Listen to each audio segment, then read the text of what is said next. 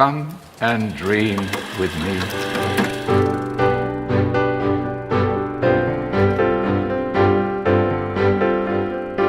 Hello and welcome to What Do You Want to Watch, the Explosion Network's premier media podcast. Every fortnight we get together to talk about movies, TV and online content and help you answer the question, how many reboots does DC have to do before they get one free? If this is your first time listening, or even your 15th, you might like to know that I'm your host, Ashley Hobley. Joining me today, Dylan Blight. Hello. So we got a lot to cover this week. Let's just dive right in, because you've had a adventure of movie watching this past fortnight. It's something. Why don't you talk about The Nun?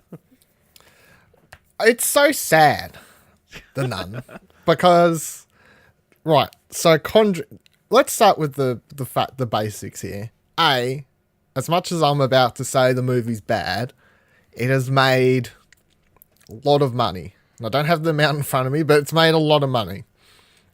I think it's like shot to the second highest profile or highest earning universe or something like that I saw the other day. But it's not good. In fact, I would say it's the worst of the Conjuring franchise I've watched. And the only one I haven't watched is the first Annabelle movie. Because it goes Conjuring, there's Conjuring 2, Annabelle Creation, and now The Nun. And The Nun's the first chronologically, if you want to place them in that order. It looks good. They filmed it all in Romania, like out there. Yeah. So a lot of the stuff they filmed outside this giant castle or whatever where the nuns are. That looks cool. Kind of looks like a creepy Hogwarts castle with a bunch of gravestones outside and stuff like that. Then you get inside and you start meeting ghosties and creepy coolies and stuff along those lines. And for the most part, the CGI is pretty crap. The acting is very subpar. I don't know. I feel that the main girl, what's her name? Tasman Edge? No. No. It's like it's the oddest casting as well because it's the sister of the. Isn't it the Vera Farmiga's daughter or something like that? Yes. Yeah, the daughter. Sorry. Yeah. It's like the oddest, which is weird because obviously she plays in the original Conjuring or the first two Conjuring movies plays a part. So that's all weird. And the plot is just. You could guess it a mile long. It reaches the end, and it's all just to set up the scene at the end of the movie, which links it all back into the Conjuring. And you're supposed to sit in the cinema seat, I suppose, and go, "Oh my god, yeah, the Conjuring, yeah, that's right, because that scene, oh, that all makes sense now. Wow, look at it all come together." But it's a big jump fest, boring mess. I don't like it. So what movies you would go see next to pick you up? After the disappointment of The Nun.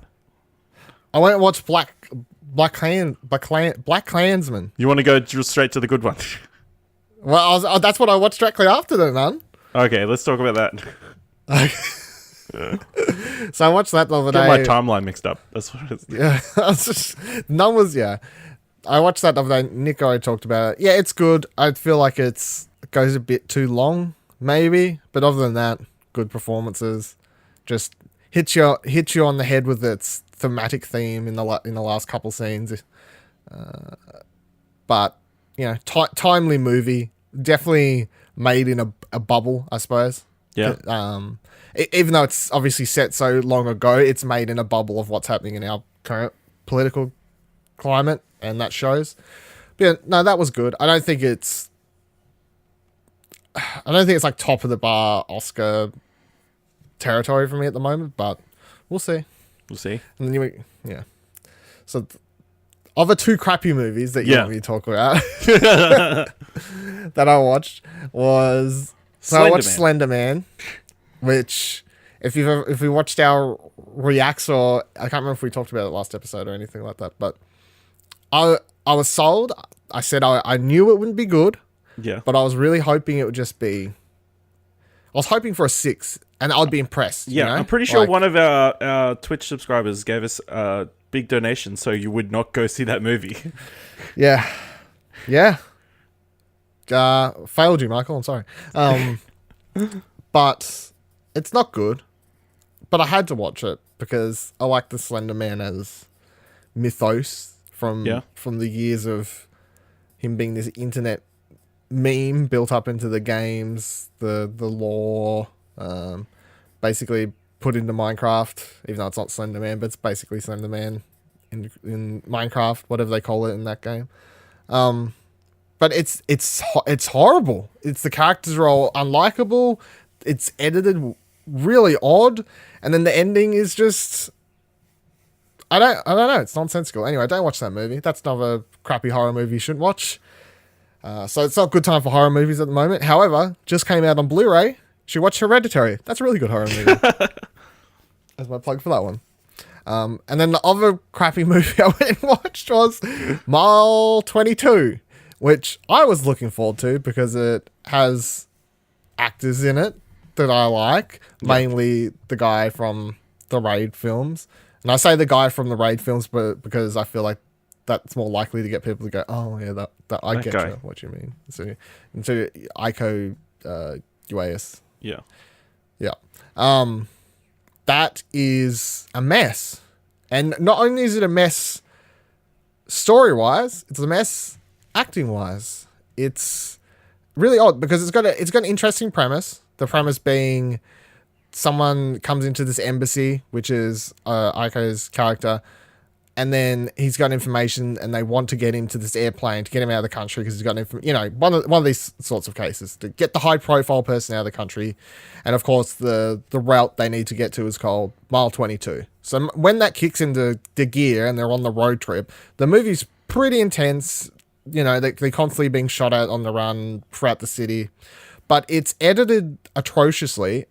One of the fighting scenes nearly gave me an epileptic seizure, I feel, because it was, without exaggerating, probably 1,000 shots edited every 1 second. It felt like it was quite ridiculous, especially when you've got someone like doing these fighting scenes, hand-to-hand combat fighting scenes, and good at them. And you go, and this is what I'm talking about. This is why I love The Raid, which you can hear me rant about on whatever episode we talked about the Raid movies. Episode 5.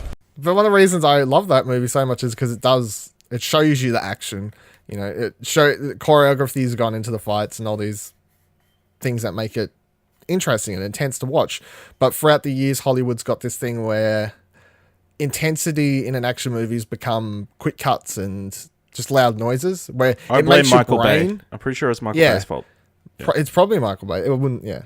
But it's like it's trying to trick your brain into thinking you're watching something high caliber and tense when you're not really. No one's really doing anything skillful in an action movie. And I say that as in, I'm sure, there's a stunt team involved and whatever else, and a lot of the effects look good, and the movie actually sounds good. A lot of the gunshots, really loud, bass heavy gunshots in this movie, which I appreciated. They didn't sound fake at all. But when you're editing it every couple of seconds, you can't appreciate that at all. So, and then the thing I hated the most was Mark Wahlberg. And I'm someone who's, it's not like I love Mark Wahlberg. I don't hate him. It's just like, yeah, Mark Wahlberg. He's fine.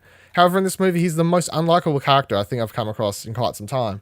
He just yells at everyone for an hour and 40 or however long the movie went for. He just yells at literally everyone to the point where you don't like him.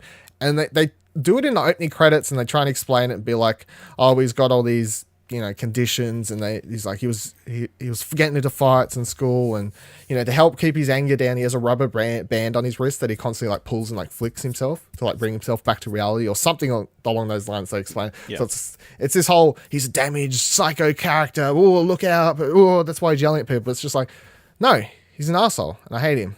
He's really annoying. The only person in this movie who was good was Laura Cohen was quite good. Yeah. I don't see her in that much, I suppose, because I don't watch The Walking Dead, but I like her as an actress, and she showed she could do this like action quite well in this. John Malkovich is just John Malkovich.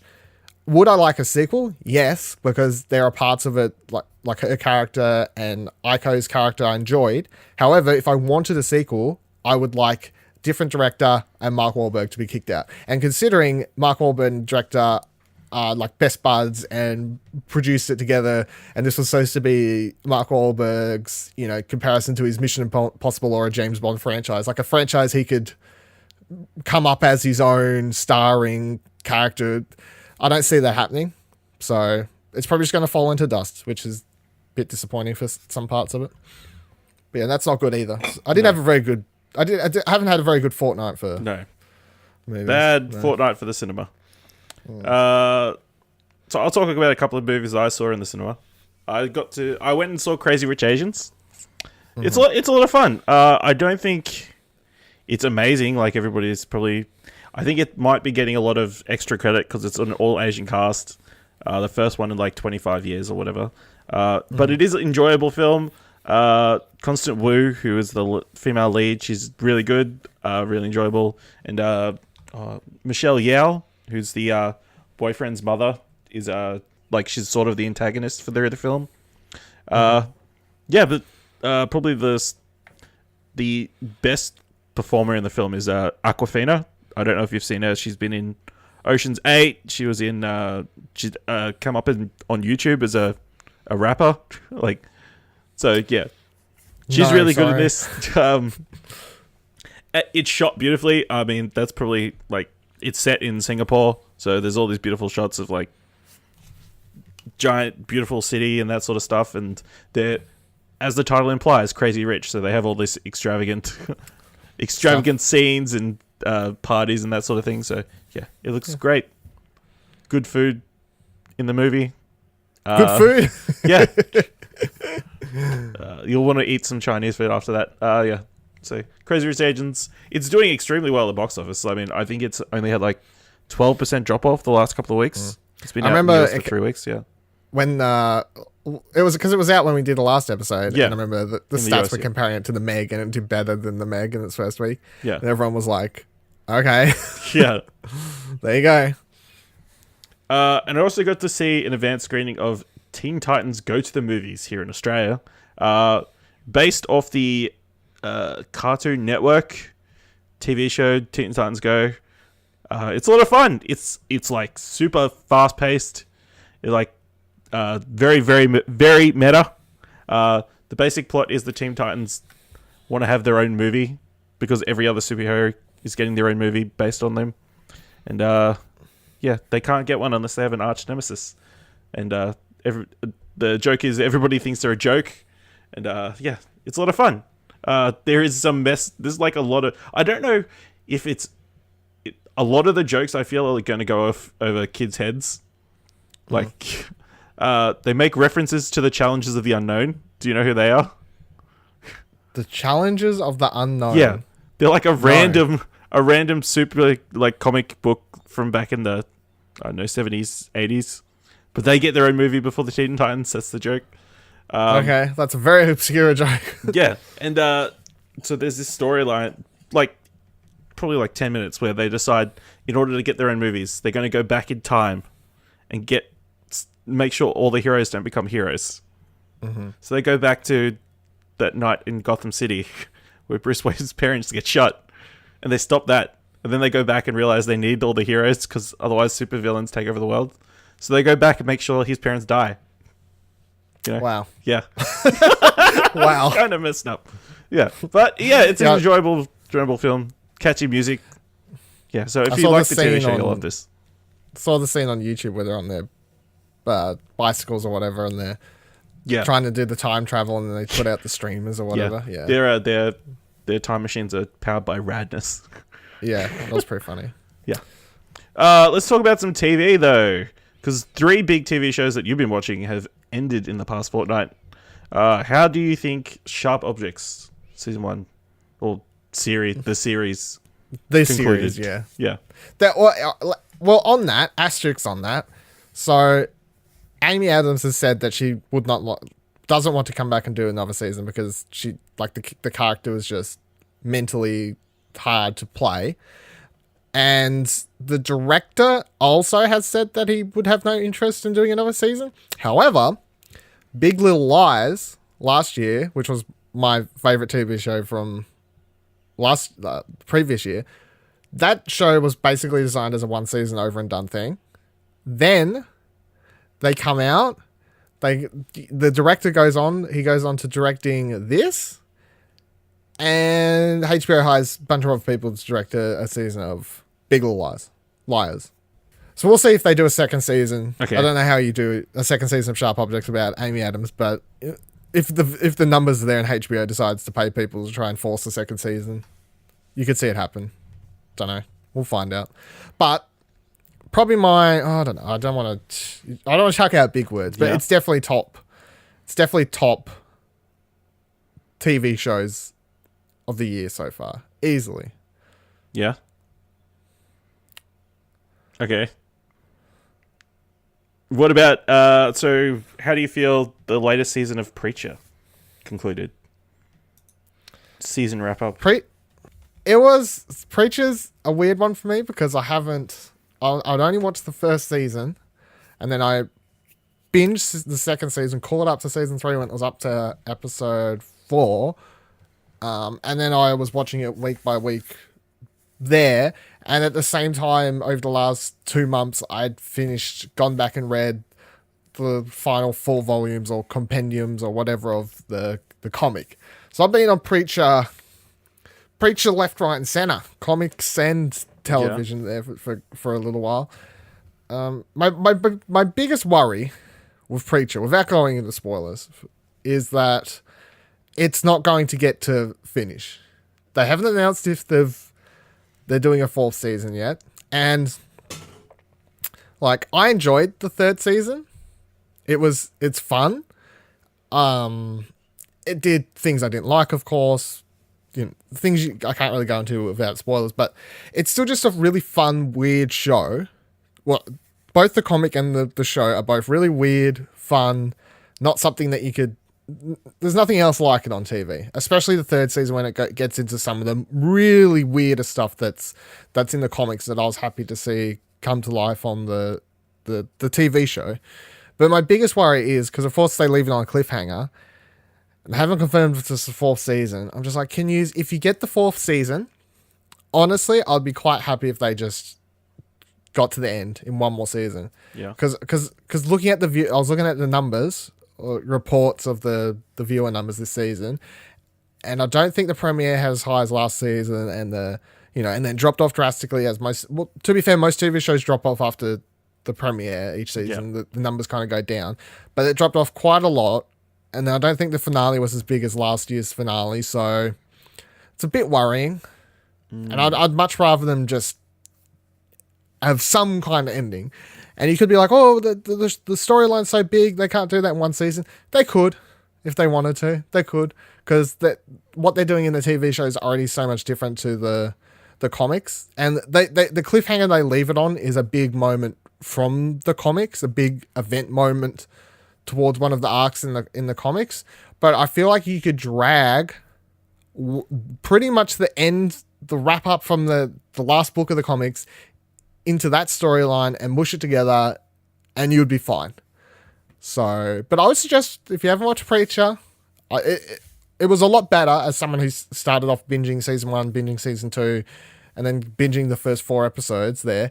I was enjoying a lot more of binging it than watching it week by week. So, if you haven't watched it, it's on Stan. Yep. And then, how do you feel about the end of Who Was America? It's an odd show because obviously there's no big... I don't really know how he was... What the aim to finish that show with, what it was going for, I don't know. Especially because we now know that segments like the Sarah Palin one got cut because of legal trouble. So we don't know if that was planned to be a bigger part. The segment that apparently replaced that isn't very good in the finale. So I don't know. But the last episode has a really great... bit, the main bit of it, which has him in the extreme gun nut.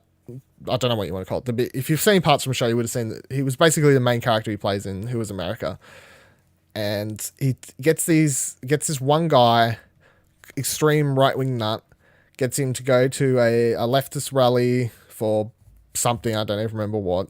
They dress up as lesbians. Yes, they then proceed to stick tracking devices on people, and then he tells the guy that if he wants to touch the button on the iPad and he presses it, the person will die or blow him up, and the guy does. And up until this point, I found the finale quite funny, and I think for a whole of 0.2 seconds, I found this funny until my brain clicked and was like, actually, this is fucked up. That dude, like, he didn't know that this isn't fake. He legit was willing to murder somebody, click the bomb and murder someone because they're, you know, quote, crazy, Hillary-loving, feminist, SJ, you know, whatever. So if the point of the show being is that it's the start of every episode banged on who is America, and as each episode opened, that opening title got longer and longer and longer, and it would say who was America longer and longer and longer. It would pop up more times on the screen, and the intro music would go longer. So I don't know. Is the finale supposed to say that this is what, you know, this is who's running America at the moment? The majority are these people, or is that Sasha using his? Because the show, as much as people like, well, this show has an agenda. Yes, it does certainly have an agenda, but they kind of prove that the agenda is to some degree true. You know, we're not saying that everyone who's right wing is going to press bombs to blow people up, but kind of proves that they are that crazy. So it was an interesting show. Had some really funny moments, some other moments that really made me just, what the fuck, a lot. People are calling for a second season. It won't happen because it's impossible. He could not dress up as those characters again and get away with it now. He could dress up as different characters. I think everyone would be much more high alert now because he disappeared for 10 years, you know, since what was the last time? Bruno? Something? Yeah. So nearly 10 years ago? The Prince or whatever it was called. Wasn't that just more of a proper... I don't know, I didn't watch it. Yeah, okay. But it was an interesting show. So this fortnight, I cheated on Netflix and I watched an Amazon Prime video series, Tom Clancy's Jack Ryan, starring John Krasinski. It's fun. It's a terrorism, counter-terrorism, whatever you want to call it, TV show in the vein of like, it's hard to go hard not to compare it to 24 because like that is the show of that genre that I remember. And also it has that thing where it does focus a lot around John Krasinski's Jack Ryan, but they do spend a lot of time with the terrorist Suleiman, who so you sort of see his side of the story and that sort of thing. Yeah, it's pretty good. There is one weird thread line surrounding a drone pilot. Like he shows up in like the third episode. He like a major focus on the episode. He ends up swinging with another couple, and like you think his story is gonna somehow thread in with everything else, but it's like some random story. It's like it was so bizarre. I thought it was gonna come to some sort of conclusion, but it never did. But yeah, it's a good series. Only 8 episodes, so it's pretty easy to get through. Yeah. So that's Jack Ryan. Maybe let me come in with my hot left wing agenda. Yeah. I heard. I had a mild interest in it. Yeah. But then I read some stuff about it, and I was like, that probably sounds about right. I heard that it's very, like, given that the plot is, this is an excuse that people are making the excuse that if a show's about terrorism, then it's allowed to be Islamophobic, you know, like, yeah. Because I saw a lot of people writing that the show is very much, hey, everyone who's got a turban on or anything like that, bad guy, you know. It's very American, good guy, they're bad guy, Muslim bad guy type scenario. And I also heard it has a whole section where there's an ongoing transphobic joke, and I was like, if this is all true, who's writing this show? It's like, I don't recall there being a transphobic joke, but well, that one's probably a lot smaller. But I think the Islamophobic stuff is but I mean, one of the main characters, like one of the Americans, he's like a converted Islam, so I don't know. I mean, maybe they're just throwing all Middle Eastern people in together. Yeah. I mean, I haven't watched it, and I still might check it out, but it was one of those things where I read someone's stuff about it, and I could believe it to be true just judging off the type of show it is and the trailers, because those types of shows or movies can often fall, into that territory of American good guy, they bad guy, everyone else bad, yeah. So that's what we've been watching. Let's jump into some film news, and I don't know where to start, but probably the best place to start is Henry Cavill gets cast as Geralt in the Netflix Witcher series. Geralt. I honestly don't know. I say Geralt, but fight me. Probably not. Interesting casting choice. Apparently, the showrunner said he was the first meeting she had, and that she was pretty much sold to him since the start. Apparently, because he's been begging for it, basically. He was on IGN saying that he's read all the books, he's played all the games, he's a big fan. Yeah. So Geralt, the internet was mixed, to say the least. Yeah. Give the role to the person who deserves it the most, or the actor who begs the most. I mean, I don't really care. He could do it fine. I don't know. It's when I think of Geralt, it's not really a character I can say I've seen Henry Cavill play before. It's definitely a different role for him, I feel. But at the same time, I have seen him do different shades of tough guy. Yeah. So be that Mission Impossible to Superman to the more suave stuff he did in like Man from U.N.C.L.E. Yeah. So he has got different shades of the tough guy act. So, and I mean, Geralt is a tough guy, but he's also, well, I don't know what, it depends on what version they're going for, because the books is, scarred up, messed up, kind of ugly looking Witcher. The games turned him into more of a, sexy 100-year-old but looks 40 Witcher that casts spells and speaks nice and deep and sort of stuff. So I don't know which version the show's particularly going for, but apparently they've got the book writer's blessing on the show to some regard, which the games didn't. So we'll see how they go. It'll be interesting. Cool, because this leads into the next piece of news, which is that Henry Cavill is leaving the DCU and is not going to be playing Superman again. Look, maybe. Nothing is confirmed. I was about to say, let's at least put an asterisk on that. Warner Brothers came out with a statement pretty much saying that nothing's official and they've got a good relationship with Henry Cavill, that sort of thing. Apparently, they wanted him to do a cameo in Shazam, and his management and Warner Brothers did not agree, and it eventually ended up being that he's not going to appear as Superman anymore.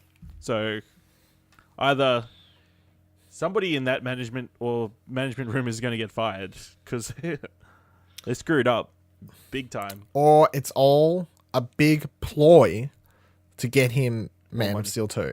Yeah. Or more money. More money. Because if that's what's happened, it's worked. Look, we're recording this the day that story's broke. Yeah. At the moment, and things could change literally before this episode releases tomorrow. But I mean, the news comes out late. Well, it came out while I was going to bed last night, I think, actually. So it came out like 12:30 a.m., 1 a.m. or something like that. That's something ridiculous. And then pretty much as the days progressed, I've seen the majority of people screaming, no, we want him back. We want him back. It's the most positive outcry for anything DC related I've seen on Twitter, considering usually it's people screaming about how much DC sucks. Every now and then I see someone going, thank God, like those movies are terrible. Henry Cavill could do better, those sorts of things. But I'd say the loudest voice has been people saying DC's fucking up and they should keep him. So if that outcry is reaching DC, this is going to cause them to say, okay, here's your truckload of money, here's your sequel you want, whatever you want, here's your demands fulfilled, then that could literally change tomorrow for all we know. Yeah. Because apparently the other thing was they're apparently pushing their focus to Supergirl, apparently. Because the future is women superheroes. They have no idea what they're doing. Yeah. They could drop a different movie any day of the week. They could drop one of their 16 Joker films would be good. Yeah. I guess I'd be sort of disappointed if Henry Cavill didn't come back. I mean, I enjoyed him in the last part of Justice League, where I thought... I'm a big fan of his Superman, like the whole run of it. And the thing to me, this is how I see his role, Superman. Man of Steel, which everyone, hates and calls emo Superman. But if you look at the arc, it goes alien really. Yeah. Alien lands on Earth, grows up, father dies, couldn't use power to save him. I love the storyline they do, Everyone laughs, like, why wouldn't he just do it? Why wouldn't he just do it? It's like, his dad literally said not do it. It's, you like to sit there on your high perch and say you could make that decision easy as fuck, but that moment doesn't go without, him thinking about it, obviously, and risking his powers and getting out there. But he did it, as far as I'm concerned, he didn't go out there and save him because he respected his wishes, his Earth father and his wishes, and was trying to do right by him. And, he's like, protect your mum, do this, And then he wanders Earth. He doesn't know where he fits in. He's an immigrant from the highest regard on Earth. He doesn't know anyone of his kind. And they take that storyline, and he does that role so well. And then by the end of it, when he finally has to learn his powers and meet his lineage, his history, and all this, and he finally comes face to face with Zod, great. Batman v Superman Ultimate Cut, love that movie, as I will stand by it. I will always stick up for that particular cut of the movie. And I do think, and I'm not one of these, I'm not saying it as hyperbole, I'm one of these people that saying the original cut's like a 6 or whatever I gave it to me, and then the Ultimate Cut is an 8 or an 8.5 or something like that. I think I gave it, but that's how big of a difference that cut makes, and I don't think that's ridiculous, because if you watch them, they basically feel like two completely different movies, particularly with character motivations change and all these sorts of things. But then seeing his Superman transition from the Man of Steel one into that, where everyone knows who he is now, and Batman v Superman is basically Watchmen to me. He's basically Dr. Manhattan. It's Zack Snyder doing pretty much the same sort of storyline, which is Watchmen is who watches the Watchmen, and that movie's a lot about, who controls Dr. Manhattan, this all powerful being who gets to say what he can and cannot do. And Batman v Superman is pretty much the same, with Batman chucked in wanting to kill him to stop him. It's like if someone was trying to kill Dr. Manhattan to stop him, which is basically what Rorschach was trying to do come the end of Watchmen. So that's why I think Watchmen and Batman v Superman are very similar films, especially in a thematic sense. And then you have Justice League come in, where we're past the point of saying spoilers for anything, where his Superman dies. Yeah. And then he comes back, and he obviously goes through this whole anger period. But then by the end of that movie, he's basically rebirthed, and he feels lighter and more in tone with himself and what he wants to be. And that's the Superman at the end of Justice League is the one everyone's been wanting. Yeah. But I appreciate getting there across these two movies prior, and especially Henry Cavill getting there, like, as an actor, because instead of just coming out day one being like, oh, happy-go-lucky, yeah, I saved the planet, way, yeah, happy smiles, I'm Superman, I love everything, love Earth, it's great. He had to go through this whole period, which makes more sense to me for Superman as a character. So I think if he leaves, I'm going to be very disappointed that we've gone through the hard road, got to the stage where everyone's going to be happy with. I feel like everyone would be happy in whatever movie he showed up in as Superman next, because they've got him to the stage where he was going to be the Superman that everyone wanted. Yep. And we've got to that, and then if he drops, it's like, well, kind of wasted potential there, because you could have done such a great arc with that one character, with that one actor playing Superman, doing this one great line through so many different emotions and story. Yeah, so hopefully that maybe things change, maybe his management's just trying to get a bit more money or get that sequel off the ground. But if that is the case, then I think they've got enough reason from social media to make their case that they should keep him on.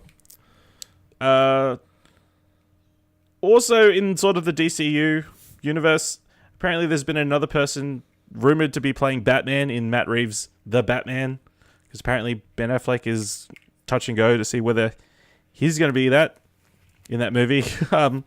Apparently, Warner Brothers earlier in the year got mock-ups of Kit Harington in the Batman costume. Dylan, is the man who knows nothing a good fit for the world's greatest detective? No. That's my Nicholas Pryor answer for you. No. Just straight up, no. Yeah, It's a weird choice. Yeah, It is really weird. Now, I saw on social media before, I don't know if you have this in front of you, but John Hamm finally said out loud in an interview recently that he wouldn't be against playing Batman. Of course, everyone freaked out because everyone's been fan casting John Hamm as Batman for quite some time now. I think he does fan cast as any superhero.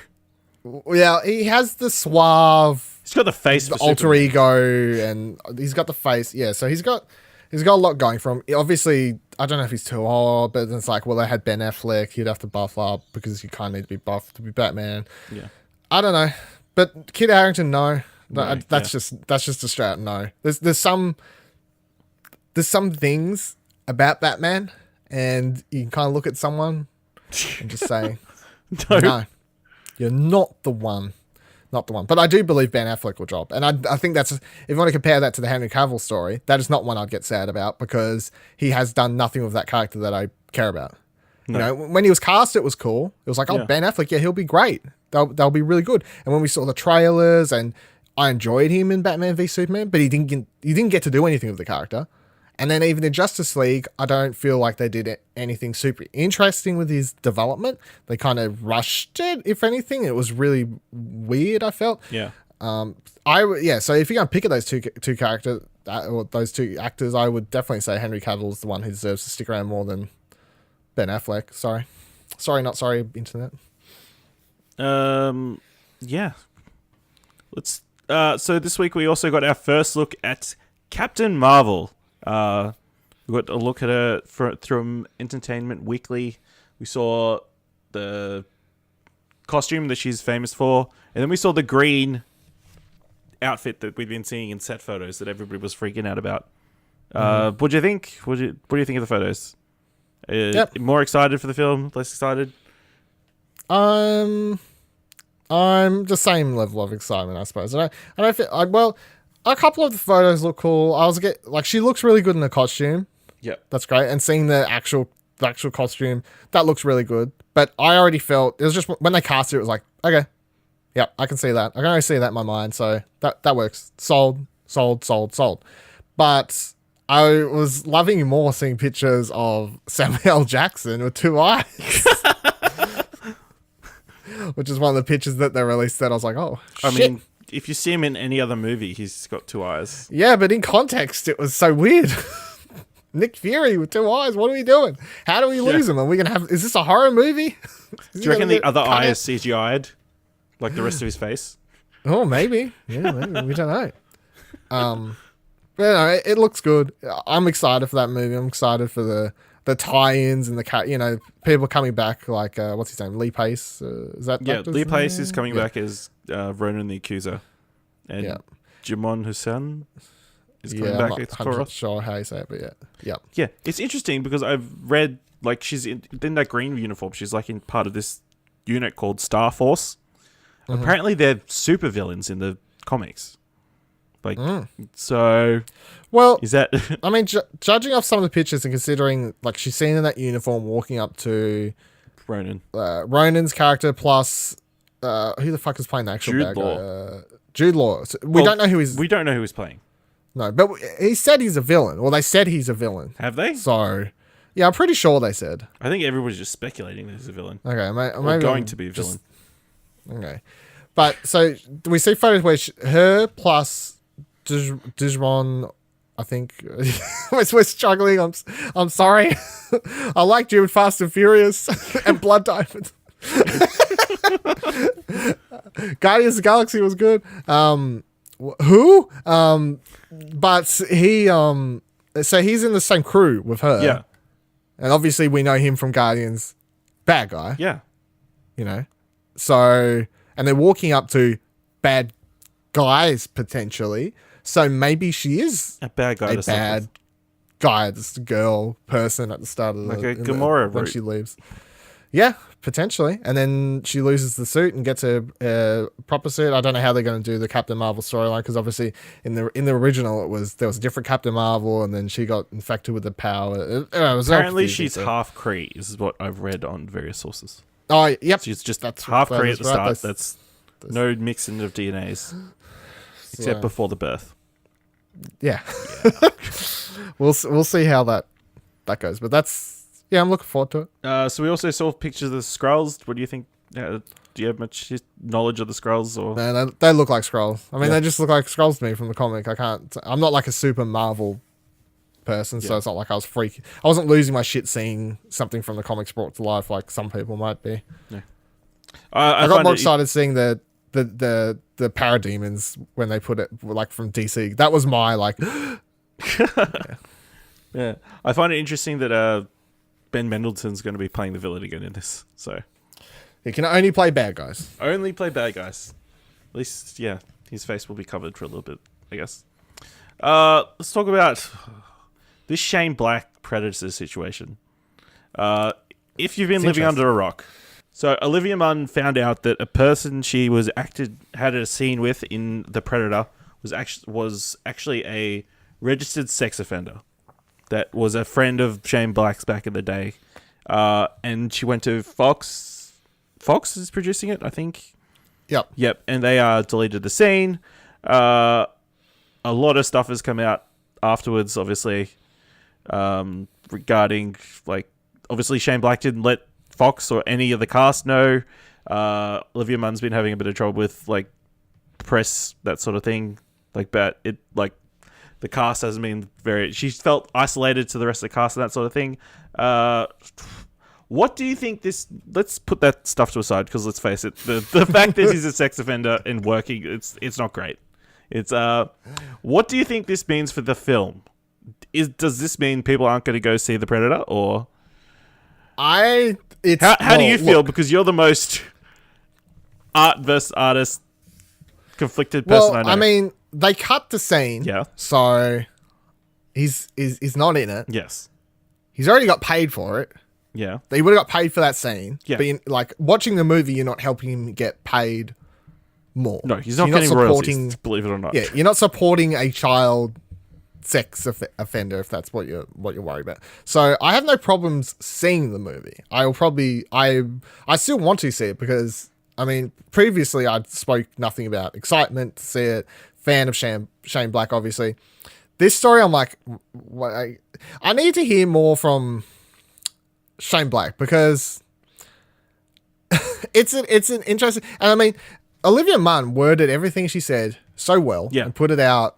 She just handled the story, the whole situation perfectly, as far as I'm concerned. Because she wasn't even like, this guy shouldn't be working full stop. Because she said, okay, I understand people deserve second chances in some cases. And I mean, this guy wasn't someone who had, if you want to, like, child sex offenders list, you could put together someone who's obviously raped children with, obviously. This guy had sent emails to underage children, right? And I'm not trying to say that that's good. Okay. But on the bad spectrum, it's not on at the the very, bad very spectrum. End. Yeah. So I believe people like Shane Black, I'm saying this because I believe people like Shane Black would make the argument that, I believe his argument would probably be he deserves a second chance. You know, he went to psychology, just, you know, these sorts of things. This is probably, if he speaks out about it, the route that I would expect him to go with the story and be like, oh, he deserves to be able to make money and stuff. And she said he deserves to be able to make a living and people deserve second chances. Yes. But at the same time, if someone's on a registered sex offenders list, people working with them should know about it, which I 100% agree with. And in most workplaces, that is how it would be, you know? Yeah. If you went to work at a different job, like an office job or something like that, you'd probably know because they would have or they straight up wouldn't hire you for those things. And even if they did hire you, they would make everyone know because that would probably be part of the HR department, or, are you comfortable with this? We can move you to a different desk type scenario if that's what makes you uncomfortable, et cetera, et cetera, et cetera. But this was straight up. So her deal was just not being told about it, and then having to film the scene, and then find out later. And the scene that they filmed was apparently a scene where she's jogging and he's making pervy comments on her, which makes it even weirder. Which is, super ironic in a movie called The Predator. Exactly. So it is just really odd situation, which, she's handled it perfectly. And all I've read in the last week, I've read a couple tweets about the movie, some saying, it's fun, whatever, but that doesn't really matter. But the majority of the tweets I've read have all been about this. Yep. So that means the public eye for this movie at the moment is currently in a negative cloud, and Fox is doing a shitty job at handling it. Even though they've deleted the scene, which I believe the right decision, obviously. Yeah, obviously. But they're not handling the press part well. And Shane Black, as the director, isn't handling it well because he hasn't come out and made a statement. And I think he did make a statement saying that he was misled or whatever. But from his friend, or he didn't know, or something like that. He didn't know the extent, I guess.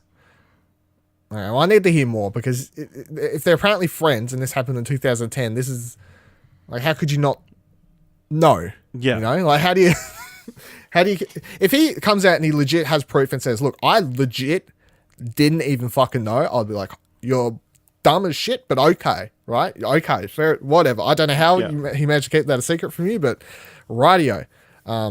But then the other weird stuff happening, and you have to look at a bunch of the actors in this movie weirdly while watching it now, including some people who you'd think would definitely not do this, because, they had apparently the other actors involved were basically snubbing her, walking out in interviews on her, all these sorts of things. Now, only 2 of them have spoken out in her defense or agreed or something like that, which is Keegan-Michael Keel and or Key. Keel? Did he? Keel. He wasn't one I was going to say. He was through his representation. They said he was going home. He left the Toronto Film Festival early. That's why he wasn't part of any more interviews. And also Sterling K. Brown, I'm aware, He wasn't there because he was filming his show, which I can't remember. This Is Us. Whatever. This Is Us, right. He was filming that, so that's why he wasn't there. And he tweeted out a whole thread and said, I support you, blah, blah, blah, which is good. The other person who tweeted out something was the guy who's from Narcos and Logan. I can't remember his name either, though. Like, he's the main actor in the movie, anyway. Yeah. That guy. I can't remember. He tweeted out something as well and said, I can't remember exactly, but said, yes, I agree, support Olivia Munn's decision, etc., etc. But for the rest of the cast, this is, we're not talking about this happened 20 minutes ago. It's like, why haven't you fucking said anything bigger, longer? Even Shane Black, why haven't you put out a big press release or investigated this? Every second, every hour that a case like this ticks along and you're not putting out something, and Fox isn't resolving it, or whatever, it's just worse. And it's just that there is a weird cloud over this movie. Yeah. I don't think it's definitely an interesting story that I want to pay attention to and see what happens with it. But it's not a story that's negatively affecting my personal views on watching the movie, as I said, because obviously deleted scene, not getting paid, blah, blah, blah. Yeah. So it doesn't count the same as, my Woody Allen thing where he's the director, and that's very much like supporting his art if I go watch it, I feel. So yeah. I think this is a different case. Do you expect Shane Black to get a bit of blowback because of this? I feel... Yeah, I mean, it depends on what he says next, I suppose. Yeah. But if he comes out and he's just like, I didn't feel like anyone needed to know, fuck it, just get over it, or something like that, I'll be like, okay, Shane Black, I really liked you as a director, but bye. So we'll see. Cool. Doesn't look good at the moment, though. Yeah. It's odd. So we finally got a release date for the premiere of Doctor Who Season 11. It's going to be October 7th. And it's getting moved to a noon night in the UK. It's getting moved to Sunday night, which means it'll air sometime Monday morning in Australia. Monday mornings, yeah. So, great time for Australian viewers. So apparently it's going to be debuting on ABC iView like straight after the UK telecast. Yeah, I think that's what they usually do. Yeah, but What they did last. But then they've got on Monday night. They've already got like their news lineup until like 9 something. So where are they going to show it? Like No, they during probably prime time? will probably. I reckon they just stick it on iTunes straight after airing, so people who want to Like watch iView, it yeah. straight away can go to iView and do it, and then they probably just air it on TV Monday nights, Yeah, after the like at Q&A 7 or 8 whatever or it is, yeah. yeah, something like that. They fit it in there. That would probably work. Most hardcore people who want to watch it straight away are quite going to be happy to jump on iView anyway. Yeah. I reckon. I mean, who watches regular TV anyway? Let's be Yeah, honest. well, that's what I'm saying. Most of the time, if I wanted to watch it this year and it was airing at the same time on TV, I would just watch it after an iView anyway. Yeah. Yeah. Are you going to be going to the cinema to see the first episode? I reckon. Well, mine hasn't confirmed if they're showing it, but if they do, I reckon I will. Yeah. Yeah. Yeah. I was thinking about doing a Doctor Who. I was like, should I do a Doctor Who show? Should we be doing a Doctor Who show on Explosion Network? Maybe. Maybe. We've got a month. Yeah. So we've got some more news about the DC Universe Swamp Thing TV show. The main 2 points of news that I want to bring up. Len Wiseman is going to be directing the pilot. Director of Underworld, the last Die Hard movie, and that terrible Total Recall remake. But he's also been doing a lot of TV, like Sleepy Hollow, The Gifted, and there was some other big one as well. But yeah. How does that make you feel? I think we're all a bit disappointed that James Wan isn't going to be directing, seeing as he's attached as a producer. He produces a lot, though, James Wan. Yeah. He is working on a lot. Yeah.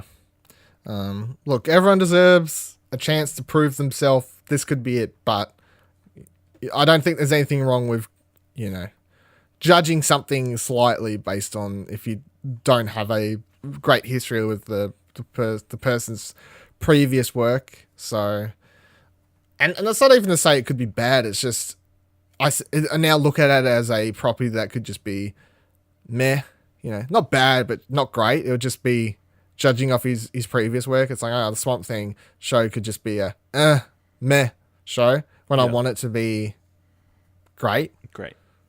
Yeah. So that's, we'll see though. The other big news is they're planning to cast somebody to play Swamp Thing in a suit.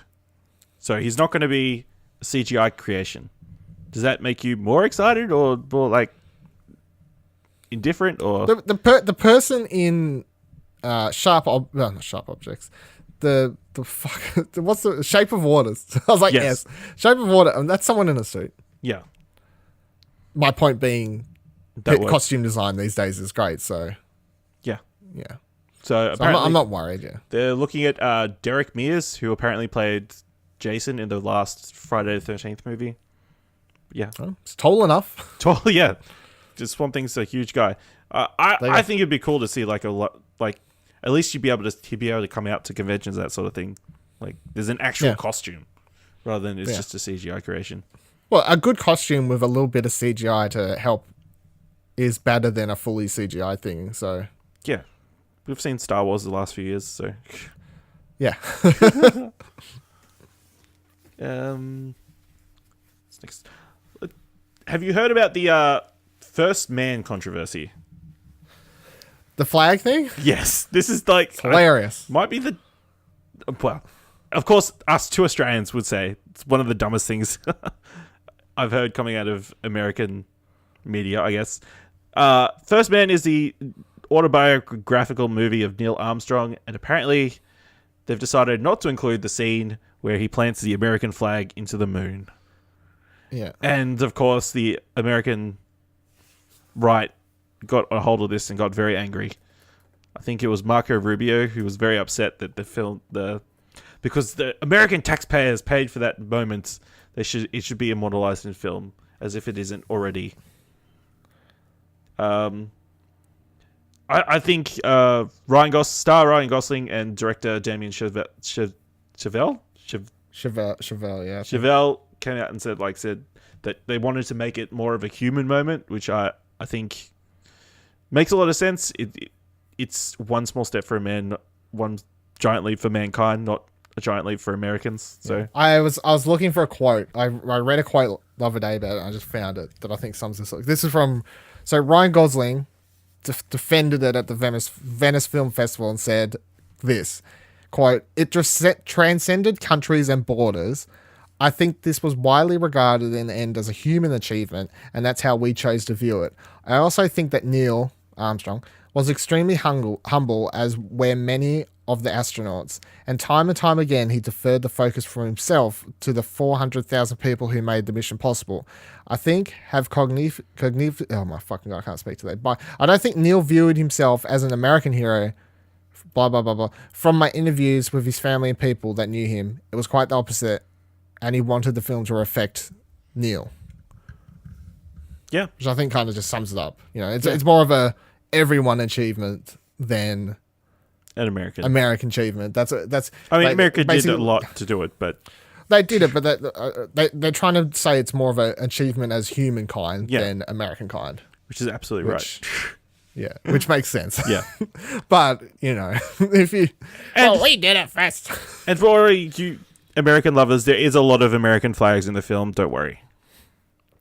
They don't show him planting a different flag. They don't even show him not planting the flag. Apparently they just show him like he does it, but they don't show it, as to never show that they just chose to never specifically have a close up of the, you know, American flag or whatever. So it's not like you see a shot of him putting down a pole with the fucking Captain Planet symbol on it.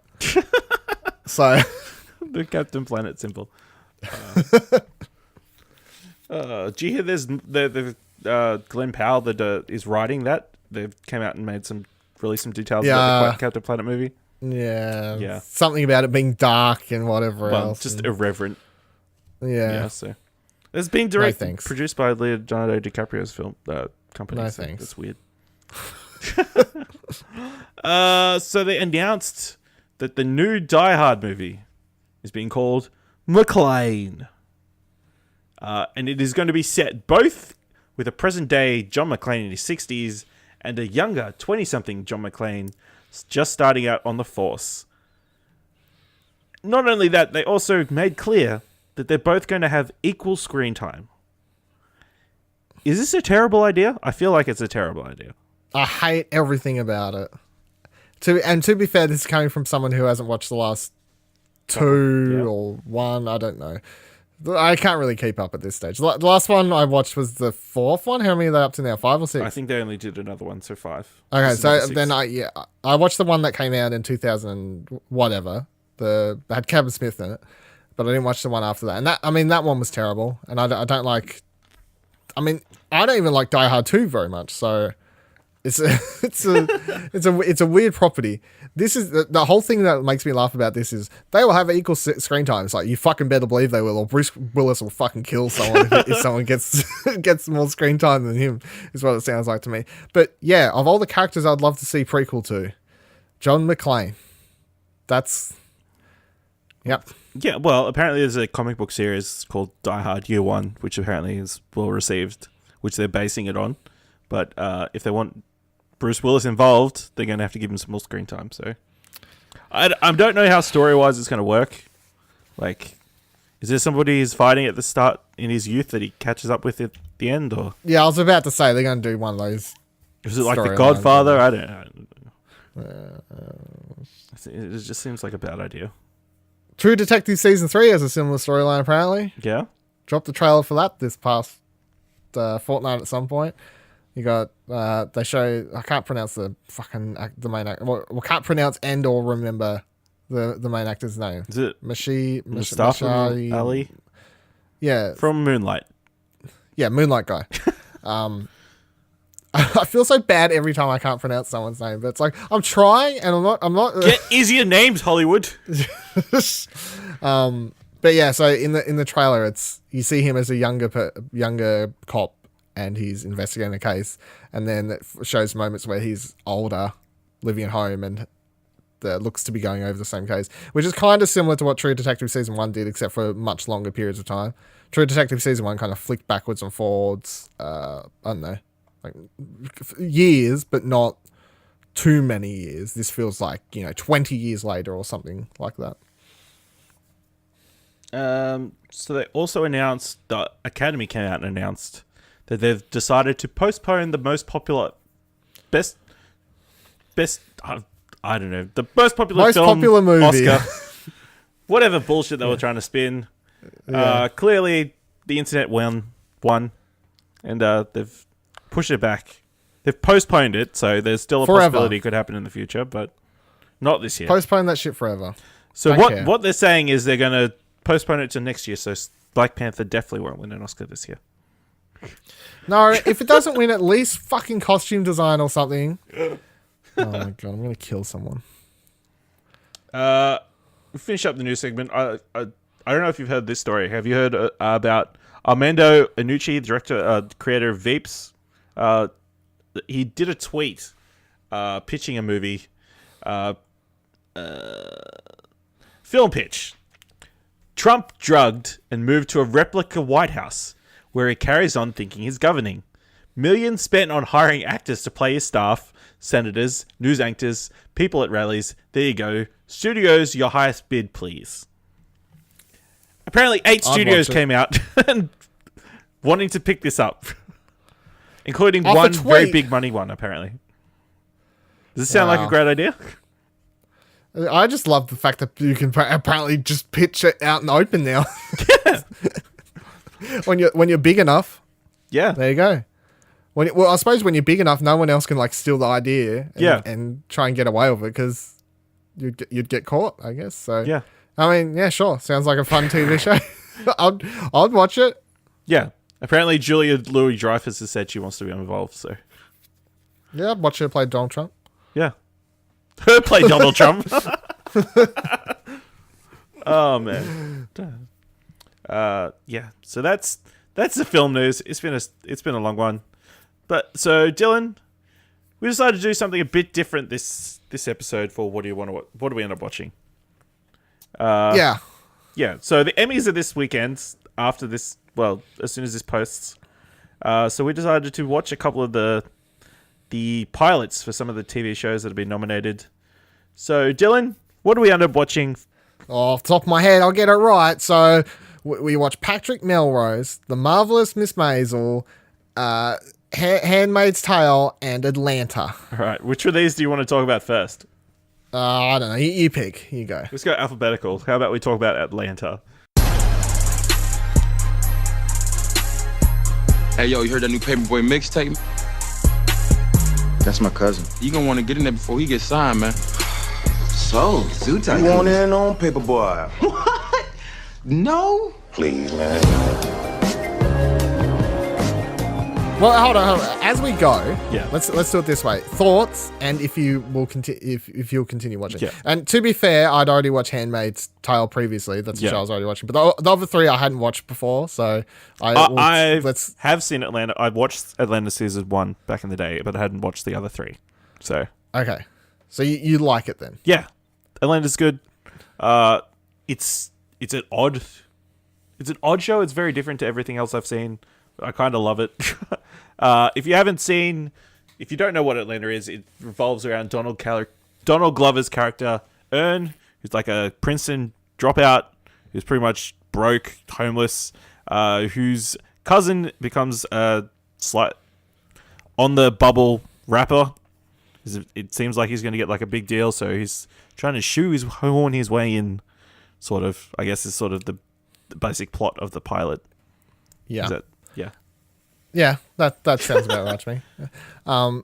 As someone who's, I mean, obviously I've talked about Donald Glover on many shows before. As someone who's would say I'm a Donald Glover fan, I'm surprised you haven't seen this before. Yeah, I know. I think my problem has been it's not on Netflix or Stan or Amazon or something where I'm going to get a high quality ad free viewing platform. I think it was streaming on SBS. Is where that's where I watched it. Yeah. With ads, is the thing. Which, I'll be honest, watching that one episode with ads nearly made me pause it and pay $3.50 just to fucking stream it through iTunes. Because I was like, oh my God. Because I don't have normal TV plugged in, like I just basically stream everything. Yeah. I was like getting ads for like Coles and all this sort of shit. I was like, is this real world? What is happening? Stop interrupting my machine. fucking show. It was so annoying, but yeah, I'm on board. I'd like to definitely watch more Atlanta. I would definitely like to catch up and watch both seasons before. Well, I mean, that should be easy enough. I think season 3 is probably a ways away because they didn't There rush was like them a out. year break in between seasons 1 and 2 when all of them went off and did big projects. Other things. I think pretty Yeah, much so, there's like 4 people in the main cast. They've all pretty much gone on to bigger and projects. they're all pretty big, Yeah. big actors, or to an degrees. extent, yeah. I suppose Donald Glover and I can't remember his name either, but Lakeith the one from Get Out. Stanfield. Yeah, Lakeith Stanfield. I was about to say, it's either the guy from Get Out or the guy who played L in Death Note. It's like, how do you want to, how do you want to go about it? Yeah. I think he was also even- Snoop Dogg. Yeah. He's straight out of Compton. But yeah, they're all good. They're Yeah. all good. Do you want to talk about the marvelous Miss Maisel? Joe left you? Why? What did you do? Did you ever think you were supposed to be something and you suddenly realize you're not? Yes. Married. I was a great wife. I was fun. I can't believe I'm losing him to Penny Pan. That's her name. Penny Pan. I'm sorry, but look at me. Who wouldn't want to come home to this every night? Think Bob Newhart's got a set of these at home? Rickles, maybe. Hey. This was my favorite of all of them. Okay, good, because I think it probably is mine as well. Yeah. Yeah. The pilot, I feel like slowly got better as it went along. It sort of built well, I think, and it probably, I don't know if we're doing spoilers or not, but it's a pilot. I mean, Yeah, do I spoilers, think fuck it. the moment that it became much better is when her husband Joel decides to leave. So, do you agree with that? That's kind of, I feel like that was when. Well, I mean, I felt, I can't remember, I don't have the actress's name in front of me, but Rachel she Brosnan, was just, Brosnan, something like that. well, she's very charming in the first 10 minutes as she's doing that thing That at a speech, wedding yeah. or whatever. With the speech there that ends with a bit of a joke with about prawns or whatever. being Shrimp the in the food. egg rolls. Oh, shrimp and egg rolls, yeah. So At a that Jewish was wedding. quite funny. In case Hey? at a Jewish wedding, which is the joke. Yeah, at a Jewish wedding, which is why it's the whole thing.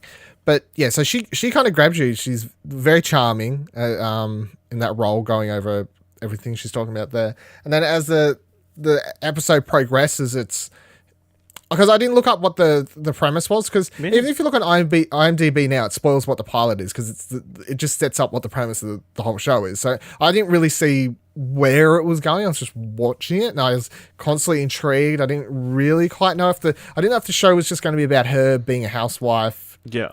The struggles of being a housewife to a dick of a husband who's trying to make such it a as a dick. who's trying to make it as a stand-up comedian by stealing other people's Material. Yeah.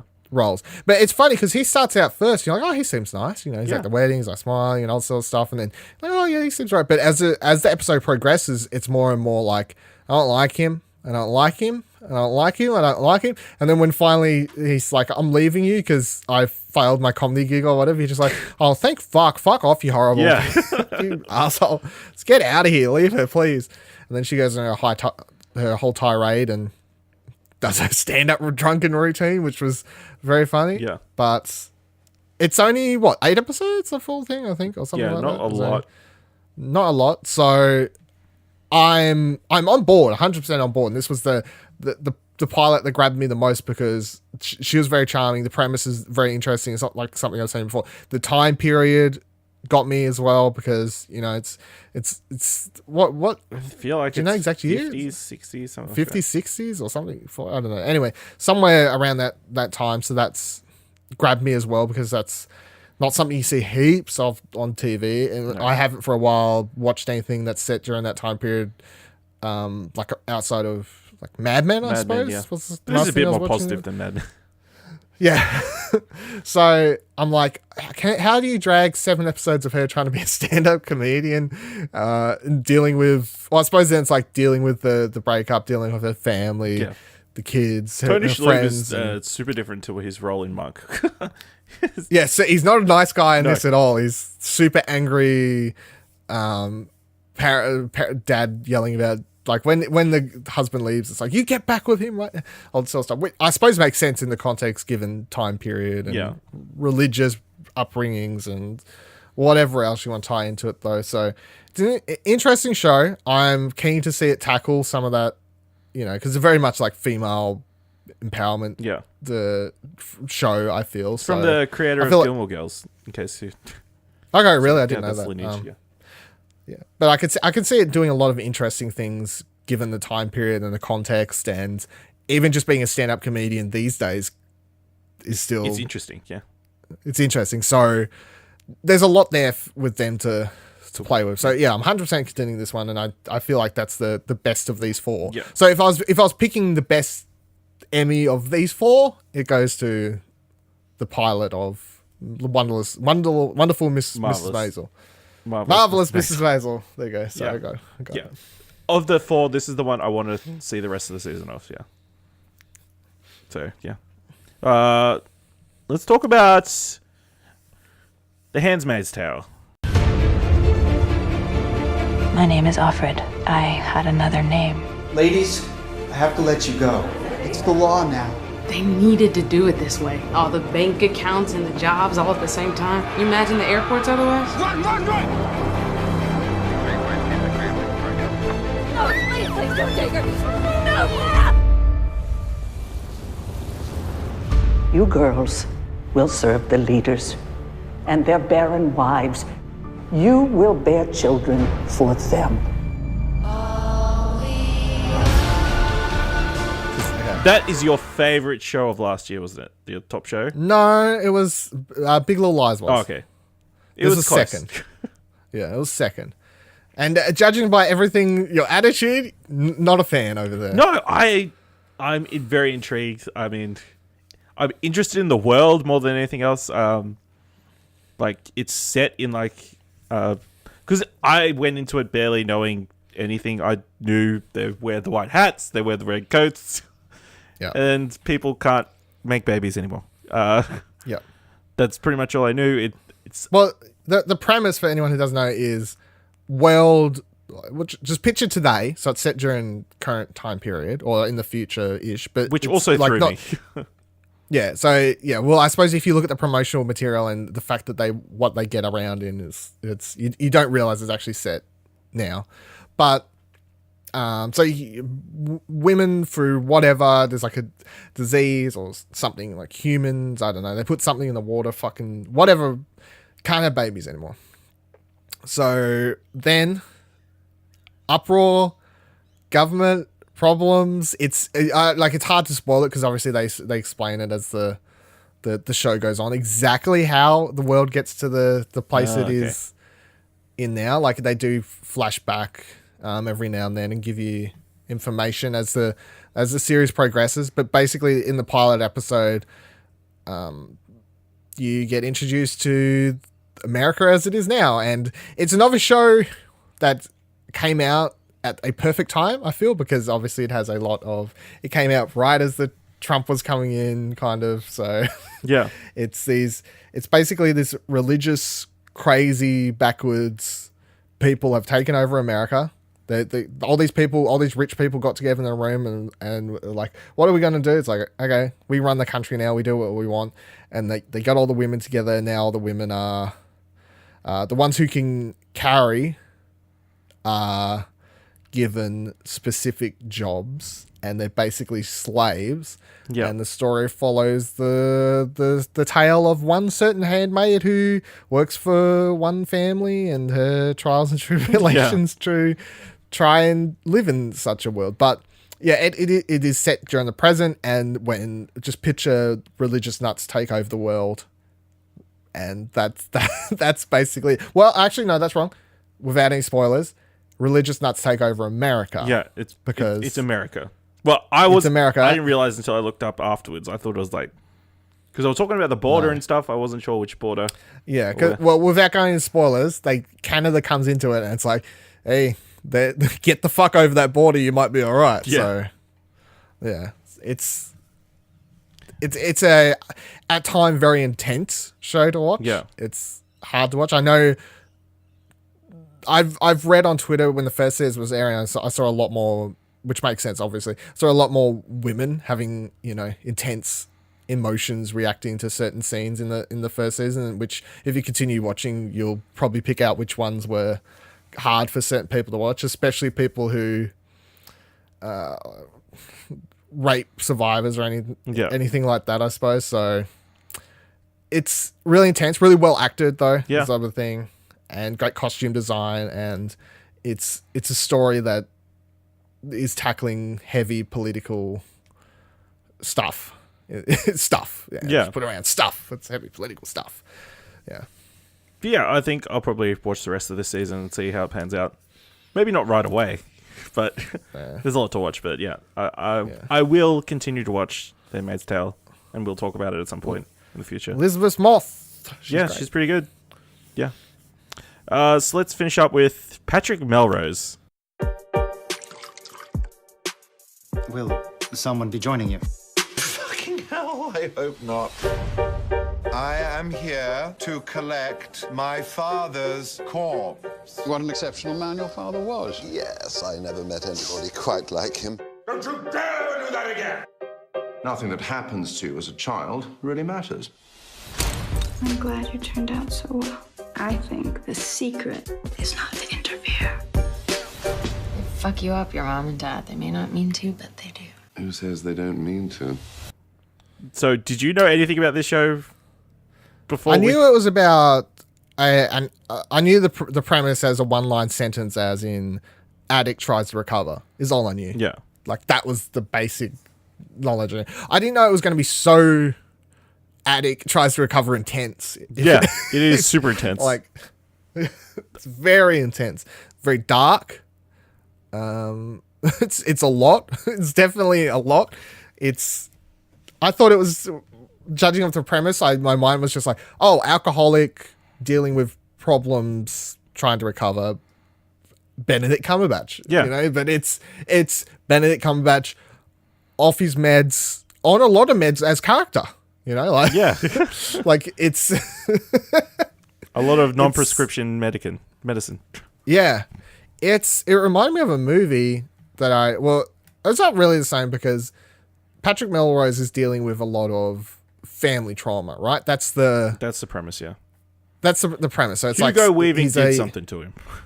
Yeah, so his dad's played by Hugo Weaving. In the first episode, we don't know what exactly he did or if it was just a tortured childhood, but it seems like there was one big night because they talk about he meets up with his aunt or whatever, and it's like, that night I found you on the stairs, I should have done something or what, along those lines. So it seems like there's one particular event along with his whole childhood where he had to deal with a really shitty but rich father who's played by Hugo Weaving, and he's grown up and he's dealt with it by substance abuse, which of course is not uncommon. That's a story that a lot of people can probably tell, and Benedict does it quite well. However, the drug scene specifically and the kind of character he plays was reminding me of a movie that came out several years ago called Filth, which had James McAvoy in it, where he was a big drug addicted person, but that movie was just a lot more playful. James McAvoy just on a lot of drugs going crazy, with less of the dark underlining story of family trauma and how one deals with it through substance abuse and stuff. It is a hard show to watch though. It wasn't exactly like lighthearted. It was not fun. No, it's not like lighthearted, fun, chill. Oh, this is a great time to watch. It is quite intense, and I get quite squirmy watching people do things with needles. Is one of the things that makes me have to like close my eyes for a second or just like yeah, that's not something I want to see. And there's one particular scene in this where he drops a needle in a toilet and then he sticks it in his arm, and that was one where I kind of just like scratched my head for a second because I was like, I just want to look away. I just need to disconnect my eyes for a hot second because that's too much for me. Something about sticking like dirty like Stuff in your infested stuff into your body. Oh, just makes me curl. But I will continue watching this also. However, I think it's not even that I think it's the worst pilot, because I would say it's a good pilot. And I'd probably, if I was picking a number out of there, it's like 8. Sure, chuck it, whatever. But out of all of them, it was the hardest to watch, I feel, even more than Handmaid's. Yeah. I feel like this is more intense than the first episode of Handmaid's.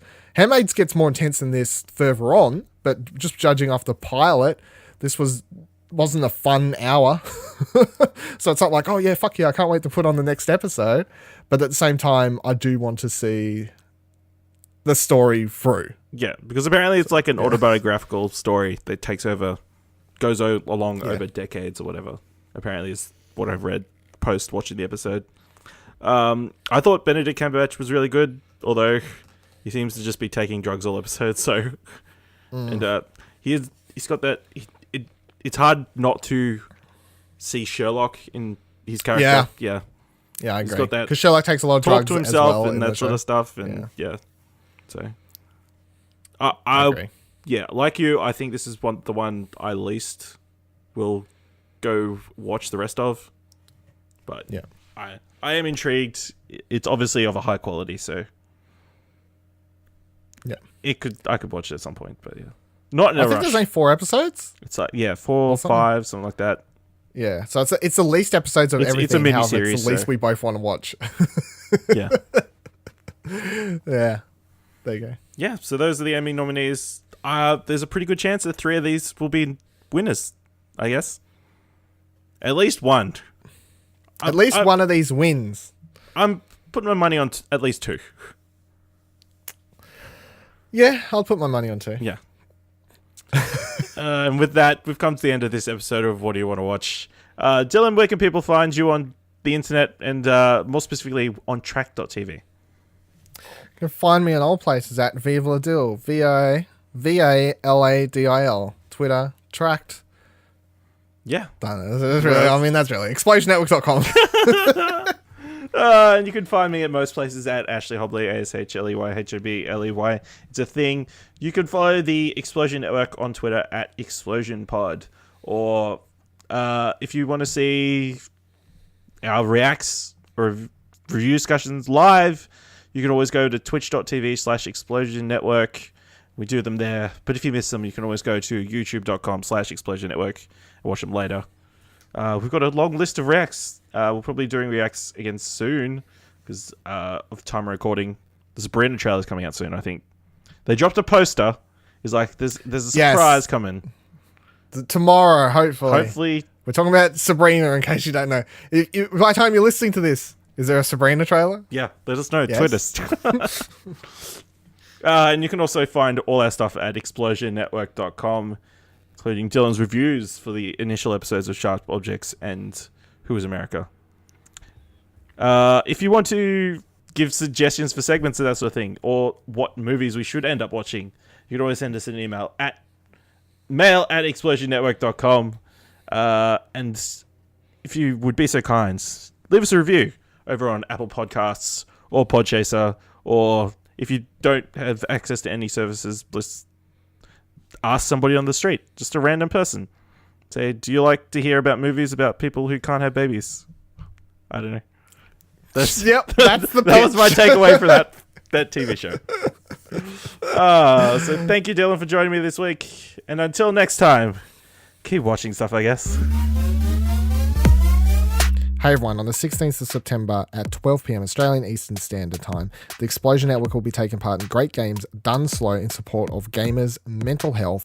We're trying to raise $400 total for the event over a 24-hour period in which all of us will be taking turns, playing together, a bunch of games, doing them slow, doing them peacefully, a bit of mindfulness for you. Would appreciate it if you could drop a couple more bucks, all the bucks. It'd be great. It's going to a great cause. Head on over to explosionnetwork.com/GGDS. That's explosionnetwork.com/GGDS. Great Games Done Slow. Find out all the details there. Donation link is at the bottom. Thank you.